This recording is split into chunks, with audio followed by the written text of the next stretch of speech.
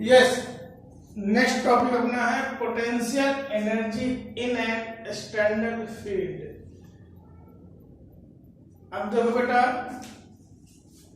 अभी तक हमने पोटेंशियल एनर्जी निकाली थी जब हमारे पास सिस्टम ऑफ चार्ज मीन्स दो चार्ज थे, एक चार्ज यहाँ पर था, एक चार्ज यहाँ पर था। हमने इन्हीं चार्ज को रख लिया था इनफाइनाइट पर, Q1 एंड Q2। एक कॉन्फ़िगरेशन हमारे पास इस तरह की थी, एक कॉन्फ़िगरेशन हमारे पास इस तरह की थी। इन दोनों के बीच में हमने डिस्टेंस मान ली थी, R थी हमारे पास। हमने क्या किया था, Q1 को लेकर हम यहाँ पर आए थे और Q2 को लेकर यहाँ पर आए थे, ठीक। और हमने पोटेंशियल एनर्जी का फॉर्मूला फाइंड आउट किया था, दैट्स मींस के Q1 Q2 अपॉन R। ये हमने पिछले वीडियो में किया था। अब हमारे पास क्या है, एक एक्सटर्नल फील्ड है बेटा। इलेक्ट्रिक फील्ड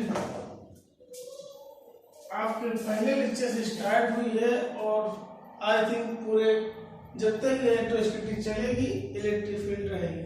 मीन्स अब आपके पास एक ऐसी फील्ड है जिस पर कोई चार्ज, मैंने उस दिन कहा था आपके पास no potential energy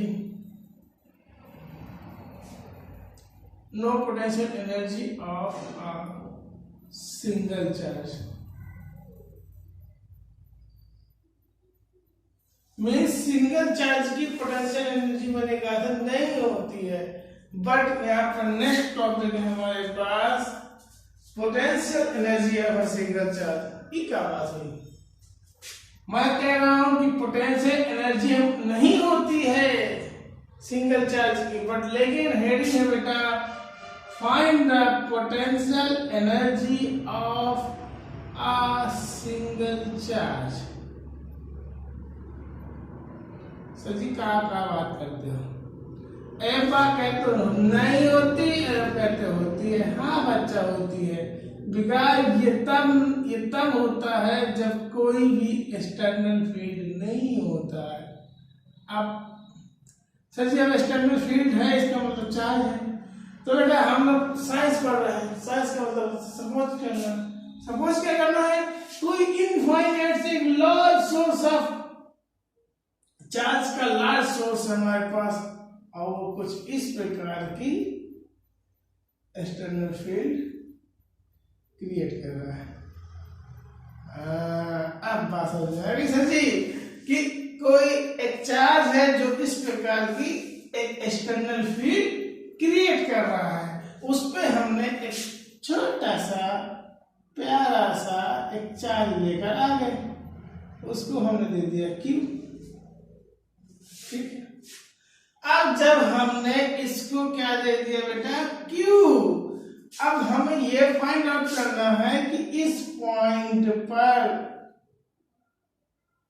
potential energy क्या होगी। तो वही पुरानी सी कहानी, इसको यहां फाइंड आउट करना है, इसको कहां से ले आओ, इनफाइनाइट। अब क्या होगा, इनफाइनाइट से एक चार्ज को किसी एक्सटर्नल फील्ड में ले आओ। जब किसी चार्ज को, समझना बेटा, जब किसी चार्ज को किसी एक्सटर्नल फील्ड में लाते हैं तो उसमें इस फील्ड के कारण एक पोटेंशियल जनरेट हो जाता है, और as we know that W is equal to V into V is equal to होता है W अपॉन Q। ओके, अब हम यहाँ पर एक पोजीशन वेक्टर ले लेते हैं। लेट अस सपोज ये चार्ज इस पोजीशन वेक्टर, कोई डिस्टेंस यहाँ तक ले लो, इस पोजीशन वेक्टर R पर है, तो इस पॉइंट पर जो पोटेंशियल होगा ड्यू टू दिस चार्ज क्या होगा बेटा, VR। देखो हम इस इलेक्ट्रिक फील्ड में ये चार्ज को हमें इनफाइनाइट से यहाँ तक लाना है, इनफाइनाइट तक नहीं, इस आर पोजीशन वेक्टर तक लाना है। तो वो कोई ना कोई वर्क कर रहा होगा, उल्टा चलना है बेटा। हमने पहले क्या किया था, हमने एक चार्ज यहाँ पर Q लिया था, Q से R डिस्टेंस पर पोटेंशियल VR फाइंड आउट किया था, ठीक। अब हमको VR से पता है, VR की पूरी कहानी पता है। अब हम इस कहानी का यूज करके अब ये W निकालना है। पहले क्या किया था, पहले किया था इनफाइनाइट से कोई एक्सटर्नल एजेंट को कहा था लेकर इस चार्ज Q को लेकर हमारे इस पॉइंट पर आ जाए। वो बेचारा लेकर आ गया, हमने पोटेंशियल निकाल दिया, बड़े उसके साथ हमने नाइंसाफी की। अब हम क्या कर रहे हैं, अब हमें इस पॉइंट पर पोटेंशियल तो पता, हमें ये भी पता है किस चार्ज को ला रहे हैं, Q चार्ज को यहाँ से उठा के ला रहे हैं, और इस पॉइंट पर हमें पोटेंशियल पता है। तो जब इस पॉइंट पर हमें पोटेंशियल पता है, तो इस फील्ड में इस पॉइंट पर पोटेंशियल पता है, हमें चार्ज पता है, तो ये हम बता सकते हैं W क्या होगा, Q इंटू VR होगा। ये सर यही होगा, यही W होगा जिसने इस चार्ज को इनफाइनाइट से इस इलेक्ट्रिक फील्ड पर ले आया। W equal to Q into VR। तो potential energy of a single charge क्या होगी, अरे बेटा जो वर्क होगा वही पोटेंशियल एनर्जी होगी। तो potential energy of a single charge is equal to QV into R।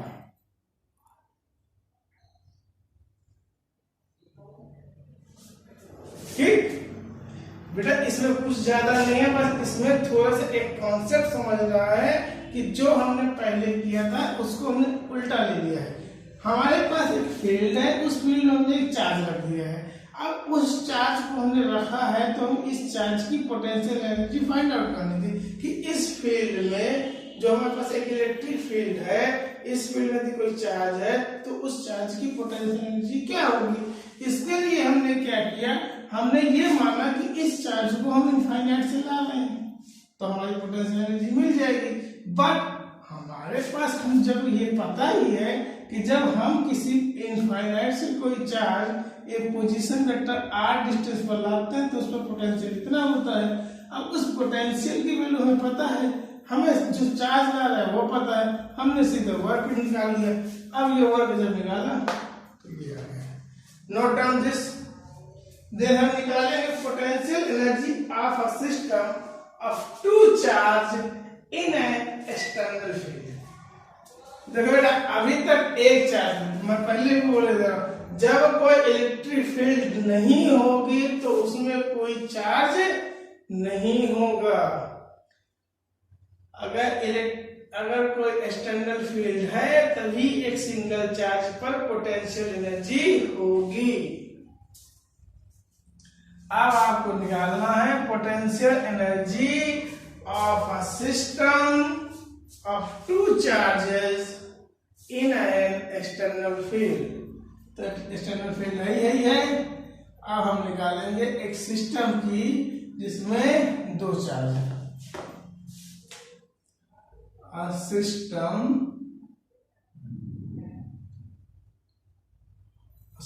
of two charges।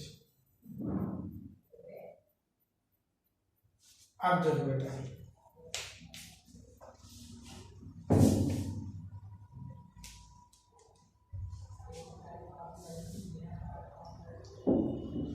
सब कुछ सिंपल है।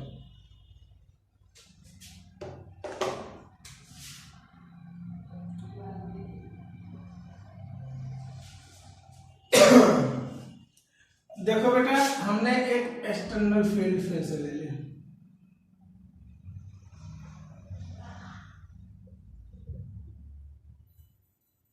यहां पर हम इस एक्सटर्नल फील्ड में दो चार्ज ले जाते हैं, एक Q1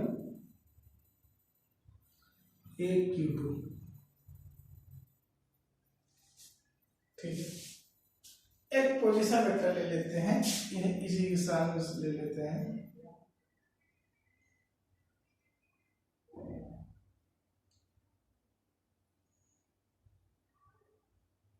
r डिस्टेंस है, ठीक। उस पॉइंट पर इसकी जो पोटेंशियल एनर्जी है,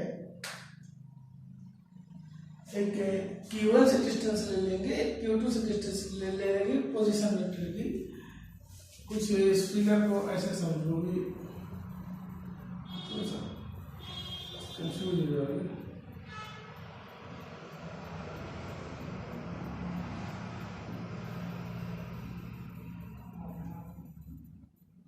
R1, ठीक है, और यहीं पर एक पॉइंट यहाँ पर चार्ज ले लो Q2,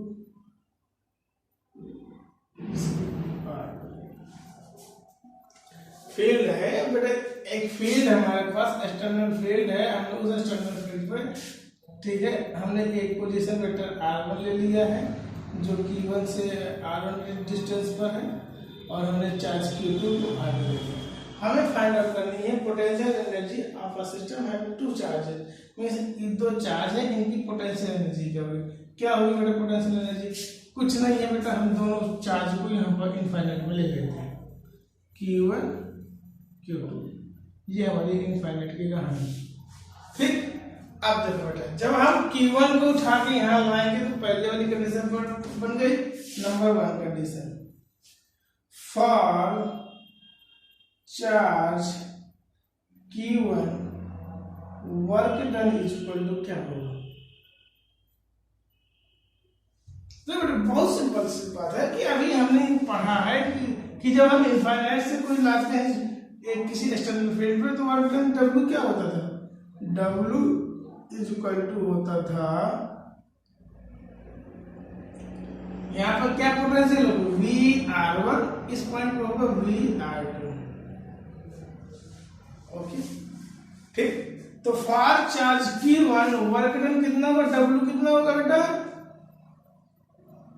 Q1 VR, this is the equation number 1।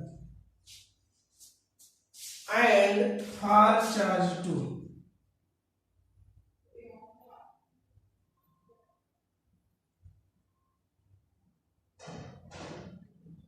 यहां पर जब ये Q2 यहां से उठ के इस पोजीशन वेक्टर पर आएगा, इस पोजीशन पर आएगा, तो यहाँ पर दो वर्क काम करेंगे।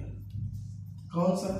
एक तो ये एक्सटर्नल फील्ड वाला वर्क करेगा, बुला लेगा इसको बेटा आ जाओ, और वो वर्क होगा that is a W1 is equal to Q2 VR2।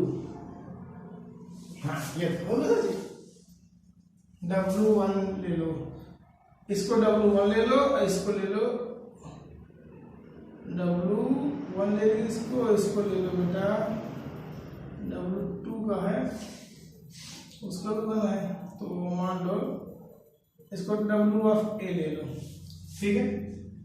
क्या होगा देखो, इसमें क्या है, इस चार्ज Q2 को ये उठा कर यहाँ पर लाया है, तो इसमें दो बार से काम करेंगे। एक Q1 के कारण भी, तो बेटा Q1 की भी तो अब Q1 तो आ गया, अभी तक Q1 नहीं था, अभी तो इस फील्ड बस थी, तो हमने सिंपल ले लिया, ठीक है।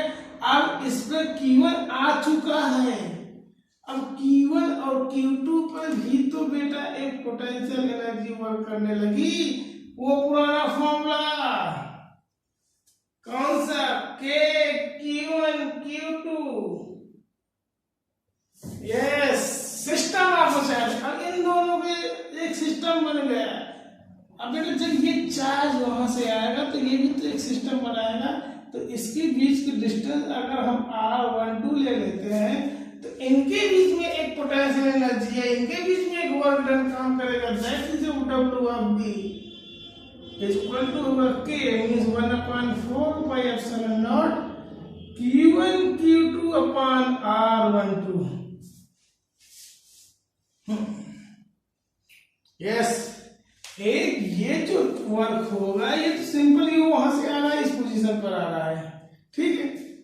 इस पोजीशन पर आ रहा है, मैंने इसकी पोजीशन वेक्टर ने ले लिया है बेटा, ये यहाँ नहीं है, इस पॉइंट पे इनका पोटेंशियल ये है, ठीक।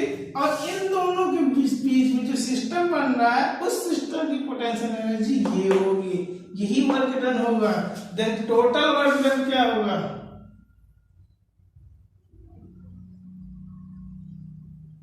W2 क्या होगा, WA plus WB, that's means QBR2 plus 1/4 pi epsilon naught Q1 Q2 upon R12। Okay, next क्या होगा बेटा, नेट वर्क डन क्या होगा,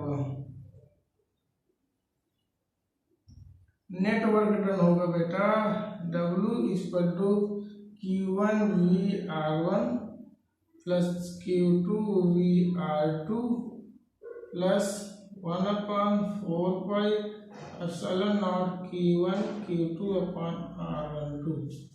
ओके, यही नेट वर्क डन इस सिस्टम की पोटेंशियल एनर्जी हो गई। ये बेटा एक सिस्टम बना रहा है, पहले क्या था, सिर्फ एक चार्ज था, उसके साथ कोई सिस्टम नहीं, सिर्फ एक्सटर्नल फील्ड थी।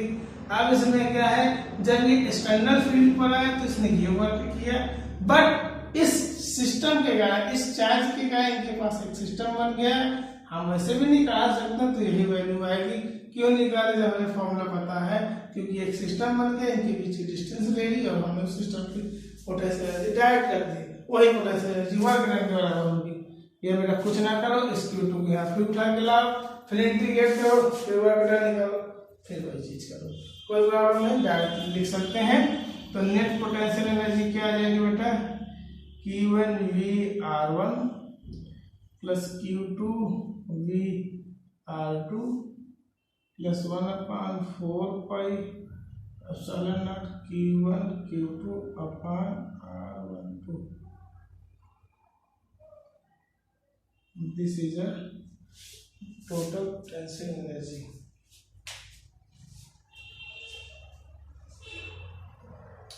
ठीक है, अब इसी फॉर्मूले को यूज करके हम एक चीज फाइंड आउट करेंगे, potential energy of electric dipole in an external field. अब हम पोटेंशियल एनर्जी निकालेंगे। अब सर जी आप ये बताइए, सिस्टम ऑफ चार्ज आपने बताया था, तब तो आपने उसकी नहीं निकाली थी, तब तो मैं निकालूंगा भी नहीं, ऊपर से थप्पड़ वाला काम करोगे। अरे बच्चा, वो तो ऑटोमेटिक सिस्टम है, एक क्यू चार्ज यहाँ पर, एक क्यू चार्ज यहाँ पर 2L डिस्टेंस है। अब तुम लोग इसकी पोटेंशियल एनर्जी तो खुद निकाल लोगे, तो तब मैंने इलेक्ट्रिक डाइपोल की नहीं निकाली थी। अब एक एक्सटर्नल फील्ड आ गया है, ना निकालूंगा तब भी तुम लोग निकाल दो। इस फॉर्मूले का यूज करके निकाल सकते हो। एक मेथड और बताया जाएगा, उसको निकाल सकते हो। ओ सेट, नोट कर लो, ऊपर का फिगर है, बना लेना, इतना नोट कर लो।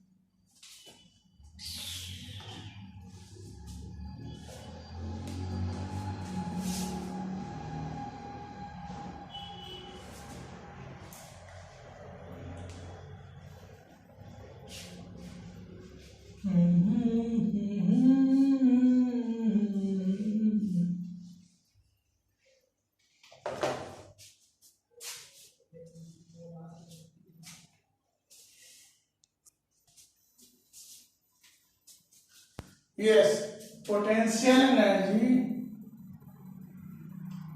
of a dipole in an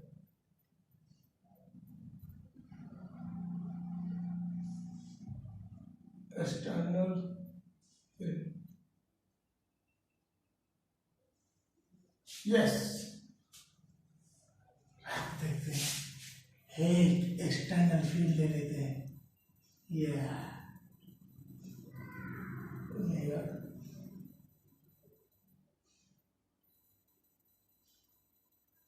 yes ले लिया। ओके, इसमें हम डाइपोल बना लेते हैं। ओके, डाइपोल में हम बहुत अच्छे से ले लेते हैं। क्या लेंगे? ले लेते हैं बेटा, इसमें माइनस क्यू, यहाँ पर प्लस क्यू। ये इलेक्ट्रिक फील्ड की डायरेक्शन है।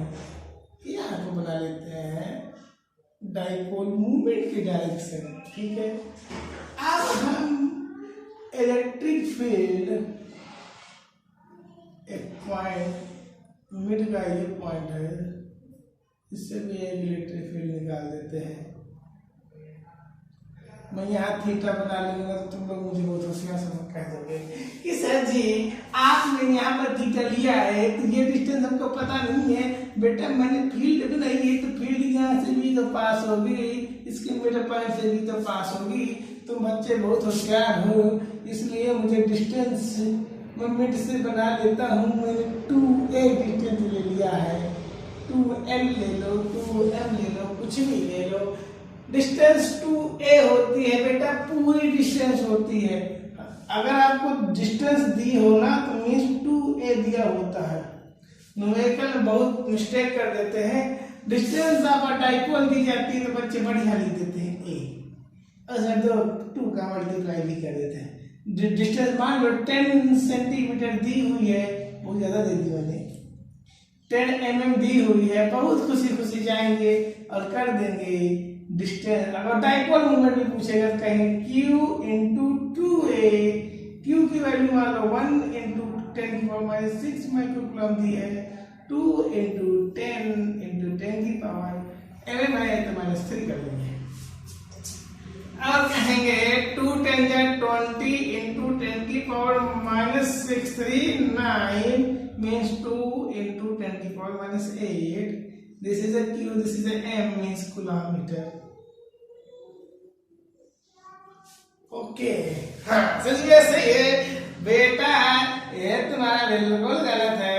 ये डिस्टेंस ही 2a दी है, इसका बहुत विशेष ध्यान देना, नहीं तो भी अच्छा ध्यान देगा तुम्हारी कॉपी चेक करने वाला। ओके, अब हम यहाँ पर कुछ नहीं करना है, आपके पास मैंने इतना बता रखा है, फिर भी कदों की तरह पूछते रहते हो। आपको ये डिस्टेंस 2a दी हुई है तो ये डिस्टेंस आपकी a हो गई, ये डिस्टेंस भी आपकी a हो गई। मीन्स आप अगर यहाँ से इस डिस्टेंस की बात करें, ये डिस्टेंस कितनी होगी बेटा? This distance is a cos theta and this is also distance is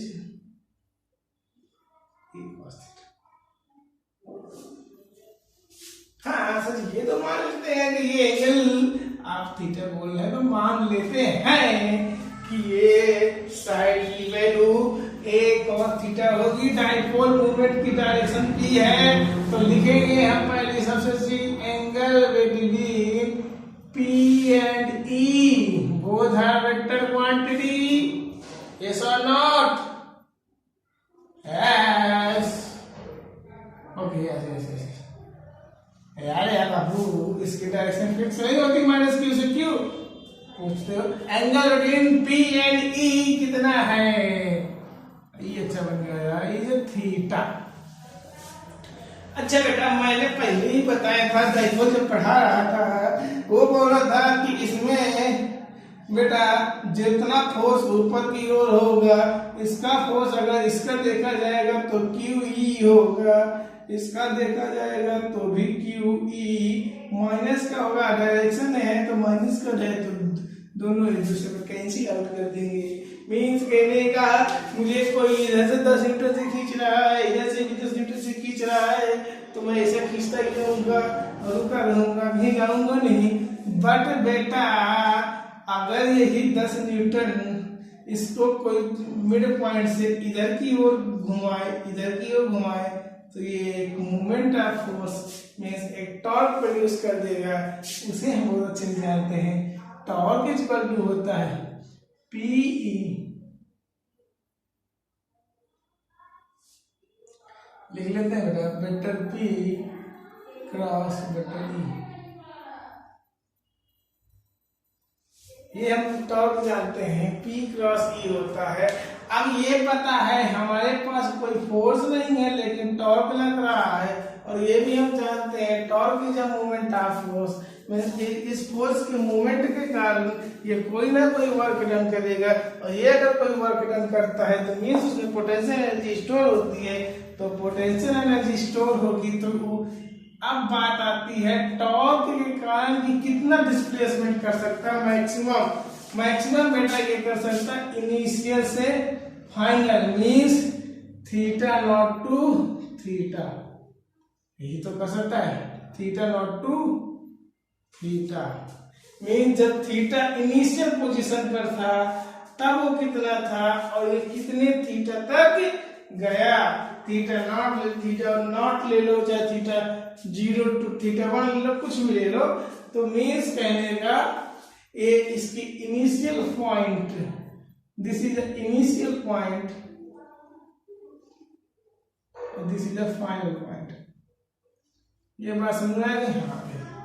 तो जो टॉर्क होगा, टॉर्क क्या होगा, इस टॉर्क होगा P into E, P cross E, और थीटा क्या होगा, theta naught to theta, then net work done W equal to होगा इंटीग्रेशन ऑफ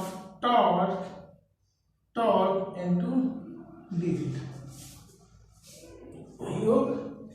देखो ये कौन सा वर्क डन होगा, एंगुलर वाला, मीन्स यहाँ पर बेटा फोर्स नहीं है, कंफ्यूज मत होना, जब यहाँ पर कौन सा फोर्स है, मोमेंट ऑफ फोर्स, उस फोर्स के, इन दोनों फोर्स के कारण एक मोमेंट, एक टॉर्क प्रोड्यूस हो रहा है, तो टाउ इनटू डी थीटा। ठीक, अब देख लेते हैं, तो W इक्वल टू होगा, इंटीग्रेशन करो theta naught to theta, tau equal to है vector P cross E d theta, vector P cross vector E को लिख सकते हैं PE।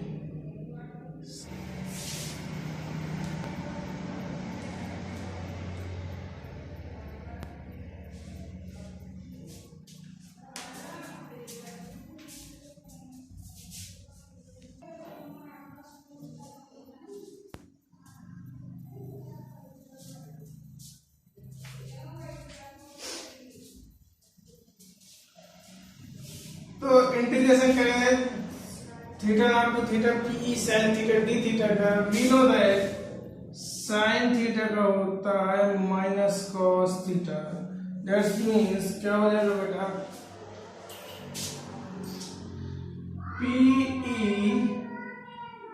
पी को कॉमन ले लो, ये हो जाएगा minus of cos theta, theta naught to theta. ठीक, सॉल्व कर लेते हैं, तो PE माइनस लगा तो लिमिट बदल जाती है, तो क्या हो जाएगा बेटा, ये माइनस अब लोअर लिमिट है तो अपर हो जाएगा, अपर तो लोअर हो जाएगा, that's means cos theta naught minus cos theta. अब देख लो बेटा, कंफ्यूज हो रहे हो, माइनस cos थीटा माइनस का प्लस cos थीटा नॉट, ठीक, तो cos theta naught minus cos theta. ठीक है, तो ये तो लिमिट है, यहाँ अगर माइनस होता तो लिमिट पलट जाया करती है। This is a work done by electric dipole in external field. हाँ सर जी, ये तो वर्क डन आ गया। अब मैं पोटेंशियल एनर्जी बता सकता हूँ। यस बेटा, पोटेंशियल एनर्जी बता सकते हैं। Work done is potential energy. जो ये वर्क डन कर रहा है यही पोटेंशियल एनर्जी होगी। तो पोटेंशियल एनर्जी का फॉर्मूला अपने शुभ हाथों से हम लिख लेते हैं। That is a potential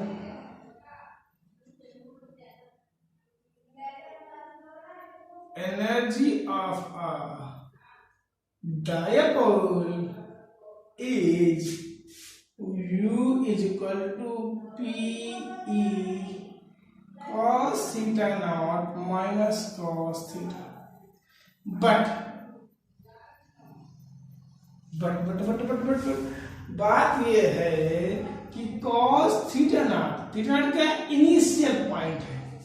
yes, अब थोड़ा सा पीछे जाओ पीछे। हम इनिशियल पॉइंट निकाल लेते थे इन्फिनिटी। क्यों लेते थे? That is u infinity is equal to 0 लेते थे बेटा। हाँ सर जी लेते थे, बहुत अच्छे से याद है कि इन्फिनिटी पर सारा सब कुछ 0 है, सब कुछ है। इन्फिनिटी पर सब कुछ भी है, कुछ भी नहीं है। इन्फिनिटी पे पोटेंशियल 0 है, इन्फिनिटी पर आपका पोटेंशियल एनर्जी 0 है। तो इनिशियल पॉइंट का मींस क्या है? ये क्या होगा? यहाँ पर देखो बेटा, Pe cos theta naught minus Pe cos theta. This is an initial. It must be 0. Means theta naught is equal to, अगर हम पाई बाई 2 रख दें, then it can be 0. So net potential energy क्या आएगी? Minus Pe cos theta. ये है। अभी एक और मेथड लगाएंगे, ये पहले नोट कर लीजिए। ये वो मेथड होगा जो अभी मैंने बताया था कि दो चार्ज हैं, एक्सटर्नल फील्ड पर रखे हुए हैं। तो अगर हम उसकी क्या निकालेंगे पोटेंशियल एनर्जी, तो कैसे निकालेंगे? अभी हमने वर्क बताया ना। ये बेटा क्या हुआ? Pe cos theta, that means U is equal to vector P dot vector E minus लगा देंगे बेटा। इसी से आपको इलेक्ट्रॉन वोल्ट की कहानी पता चलेगी। What is the electron volt? कहाँ से आया इलेक्ट्रॉन वोल्ट? क्या होता है इलेक्ट्रॉन वोल्ट? अभी हम नेक्स्ट में बताते हैं आपको।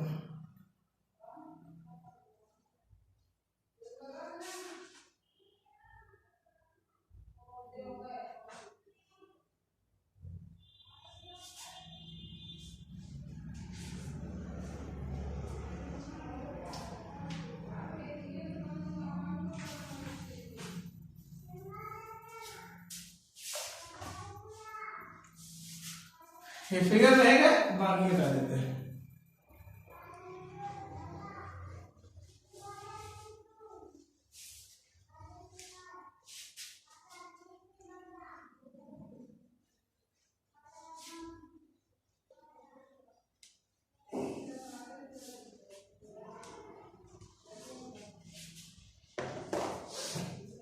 अब देखो बेटा मैंने फॉर्मूला बताया था U is equal to Q1 VR1 plus Q2 VR2 plus Q1 Q2 upon 4 pi epsilon naught R12। ये मैंने कुछ देर पहले फॉर्मूला बताया।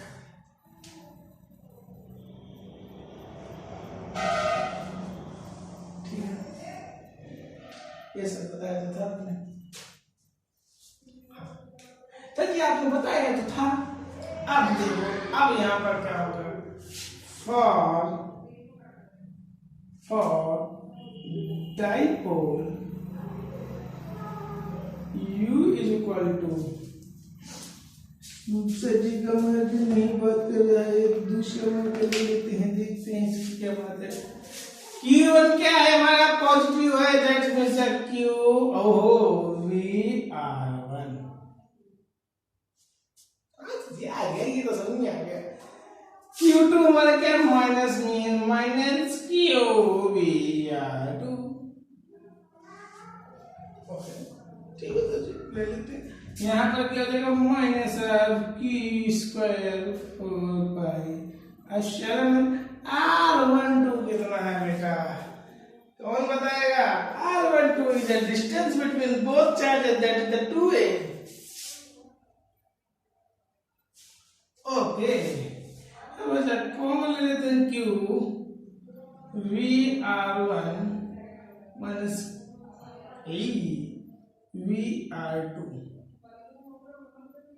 Okay.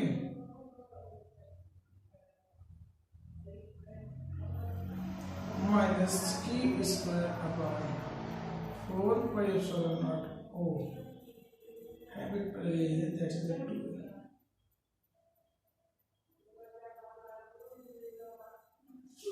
Yes. अब बात आती है what is the value of VR1। VR1 electric field पता है E क्या होता है, क्या होता है? V इक्वल टू क्या होगा बच्चों? V इक्वल टू होता है E इंटू R, नहीं? हाँ, वेक्टर E इंटू R। हमें इलेक्ट्रिक फील्ड ई पता है, आर कितना है? आर दिस इज ए, इस पॉइंट से इस पॉइंट पर होगा ना, this is a cos theta. This is a cos theta.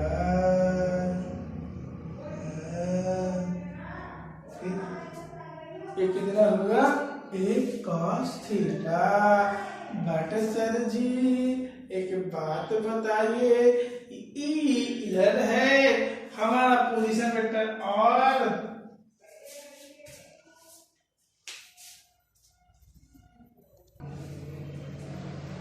Formula हमारे पास होता है V equal to E into R, but हमें निकालना है दिस।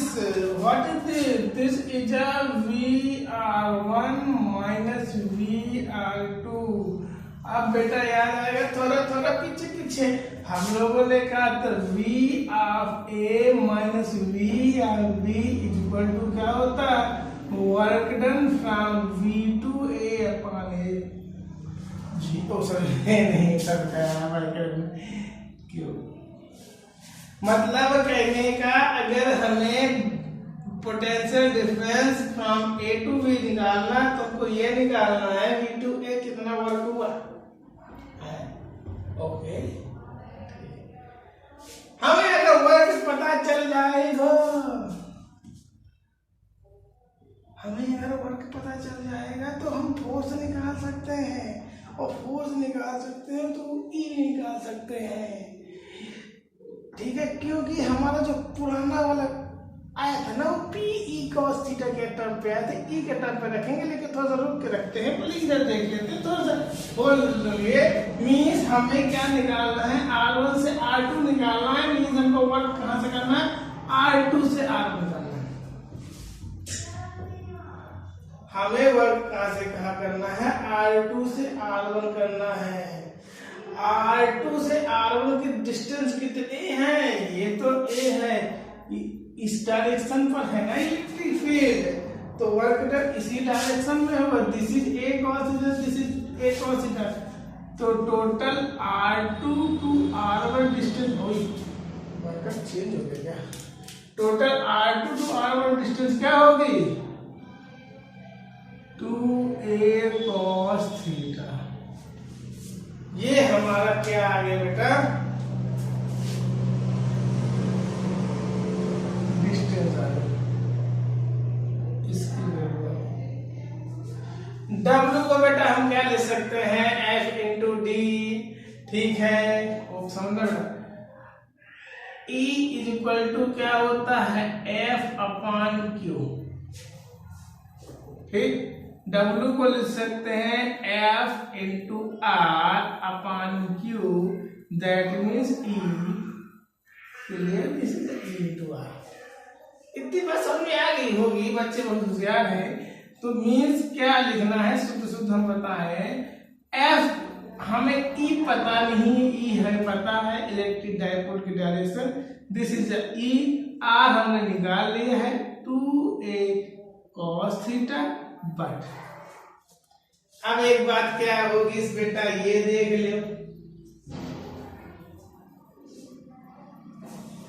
क्या होगी, हम वर्क डन कैसे कर रहे हैं, अपोजिट कर रहे हैं, हम इससे इधर जा रहे हैं, इस फील्ड के साथ जा रहे हैं, मतलब फील्ड इधर की ओर ही तो जा रही है, ठीक, तो हमें उसके अगेंस्ट वर्क करना है, हमें उसके अगेंस्ट वर्क करना है, दैट मीन्स ये क्या होगा, माइनस का होगा, हमें फील्ड के अगेंस्ट वर्क करना है, क्यों, क्योंकि हम हमेशा क्या करते हैं, एक पॉजिटिव चार्ज लाते हैं ना, हमने क्या किया बेटा, अभी अगर बात समझ नहीं आई फिर से मैं सबसे बताता हूँ, फिर से रिपीट करता हूँ, हम क्या करते हैं, हमें पोटेंशियल VA टू VB निकालनी है, तो हम एक चार्ज ले आते हैं, यहाँ एक चार्ज यहाँ लिए, ठीक, इस चार्ज को उठा के यहाँ ले आए, ठीक, अब जितना हमने वर्क डन किया उस वर्क डन को लिख देते हैं, हमारी फील्ड इधर की ओर जा रही है, हमें इस फील्ड के अगेंस्ट वर्क करना था, हमने वर्क कर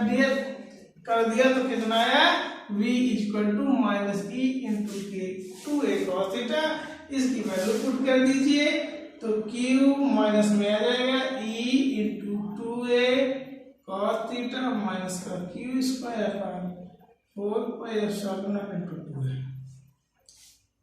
हाँ, दिस इज अ P, तो मीन्स हो जाएगा P into E cos theta minus Q square upon 4 pi epsilon A into 2। देखो बेटा ये आपका टर्म आ गया, ये टर्म और वो टर्म है जिसको हम निगलेक्ट करते हैं, क्यों निगलेक्ट करते हैं, because 4 pi epsilon not constant होता है, Q स्क्वायर किसी भी डाइपोल के लिए कांस्टेंट वैल्यू है, 2a भी कांस्टेंट वैल्यू है, सो हम लिख देते हैं क्योंकि कांस्टेंट के कारण, ये कांस्टेंट है बेटा, ये डाइपोल जब जब जहां रहेगा वही कांस्टेंट वैल्यू देगा, तो इस कांस्टेंट के कारण पोटेंशियल एनर्जी पर कोई इफेक्ट नहीं पड़ रहा है, that's means minus P dot A। एक ये बात कहूं,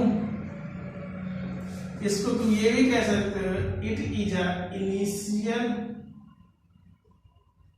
पॉइंट पोटेंशियल एनर्जी, जिसको हमने अप्रोक्सीमेट 0 माना था, यही तो था, ये आपकी इनिशियल पोटेंशियल एनर्जी थी जिसको हम 0 माना था।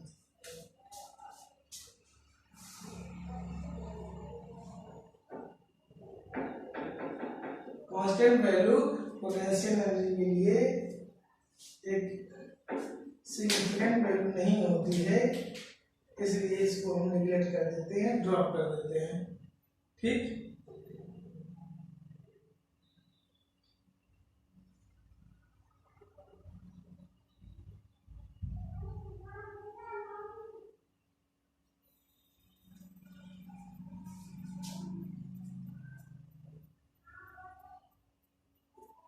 ओके बेटा, ये बात समझ में आ गई, यहाँ पर माइनस क्यों होगा, क्योंकि हम एक पॉजिटिव चार्ज को दो पोजीशन वेक्टर R1 और R2 दो ले लिए हैं, R1 R2 minus R1 2a cos theta, this is a cos theta, this is a cos theta means 2a cos theta, means इस पॉइंट से इस पॉइंट के अगेंस्ट इलेक्ट्रिक फील्ड है, अपने आप चला जाएगा लेकिन नहीं जाने देना है, हमने क्या कहा, नहीं जाने देना, हमें अपने मन से वर्क करना, क्योंकि इलेक्ट्रिक फील्ड के साथ जाएगा बेटा, फील करो क्या हो रहा है, इलेक्ट्रिक फील्ड के साथ जाएगा तो उसकी क्या हो जाएगी, स्पीड बदल जाएगी, मींस काइनेटिक एनर्जी चेंज हो जाएगी, तो जितनी इसकी इलेक्ट्रिक फील्ड है इसके अगेंस्ट हमें एक फिर से क्या फोर्स लगाना पड़ेगा, F = E × Q, इस इलेक्ट्रिक फील्ड के अगेंस्ट हमको वर्क करना पड़ेगा, तभी ये धीरे धीरे धीरे धीरे जाएगी। जब इसकी क्या चेंज होगी, काइनेटिक एनर्जी नहीं चेंज होगी। जब काइनेटिक एनर्जी नहीं चेंज होगी तभी तो पोटेंशियल एनर्जी निकाल पाएंगे। ठीक, ये बेटा क्या है, माइनस की स्क्वायर बार 4 है। किसी भी इलेक्ट्रिक डाइपोल के लिए एक कांस्टेंट वैल्यू होती है, और कांस्टेंट वैल्यू किसी भी पोटेंशियल एनर्जी के लिए इनसिग्निफिकेंट होती है। सो इसको हम ड्रॉप कर सकते हैं। पोटेंशियल एनर्जी वैल्यू क्या है, u equal to minus p cos theta, this value is u equal to minus p dot e। Okay, that's all.